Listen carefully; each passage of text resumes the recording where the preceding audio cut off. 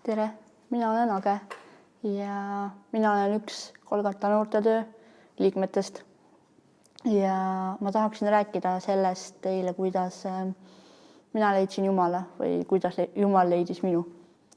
Ma olen pärit mittekristlikust perest ja ma ei tea ka suguvõsas, et mitte keegi oleks uskunud Jumalat või aktiivselt kirikus käinud. Siis, kui ma olin väike, siis meil koolis oli selline õpetaja algkooli ajal, kes näitas meile piibliga seotud pilte. Aga sellest ajast ei mäleta ma eriti midagi peale selle, et näitas meile mingit pilte ja minusse ei tekkinud mingit usku või arusaama sellest, kes on Jumal või mida ta tahab või mida ma tegema peaksin. Aastad läksid mööda ja koolis meil ikka vahepeal räägiti mingites tundides kristlusest, aga seda hästi pinnapealselt. Ja see ei tekitanud ka mingeid küsimusi, et lihtsalt oli üks asi, mida meile räägiti. Aga siis ma tulin ülikooli Tartusse ja ma kuidagi läbi erinevate juhuste sattusin sellises organisatsiooni nagu Agape Eesti, kes siis tegeleb tudengimissioniga.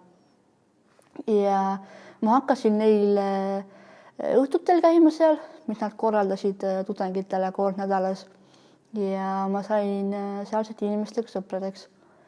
Ja ma mäletan ühte õhtut, kui ma olin seal ja siis üks nende töötaja küsis minu käest seda, et kas ma tahan teha seda otsust, et võtta vastu Jeesus oma südamesse. Kuigi ma tol hetkel väga ei teadnud midagi, mida see endast kujutab või milline peaks olema ühe kristlase elu või mida ma täpselt tegema peaksin, aga sellest hoolimata ma tundsin oma südames, et ma pean tegema selle otsuse. Ja ma ütlesin talle jah-sõna ja siis me palvetasime koos nii-öelda päästepalve.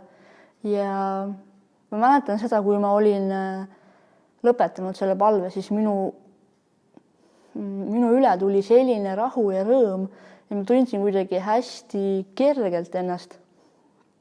Ja kuidagi see tunne oli nii teistmoodi, kui ma olin varem kogenud. Ja sealt sai minu nii-öelda usutee alguse, et mul ei ole sellist hästi võimast ja vägevat kogemust, nagu osadel on. Aga ma tean, et see otsus tuli teha tol hetkel, et Jumal saaks hakata kasvatama mind ja enda poole tõmbama.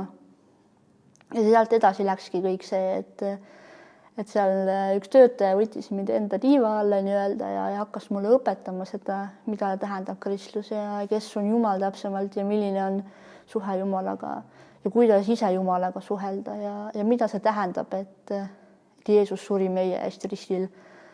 Ja seal seletati, mis on patt ja kõik sellised asjad, mis käivad nii-öelda kaasas kristlaseks olemisega. Et selline oligi minu lugu. Aitäh teile kuulamast.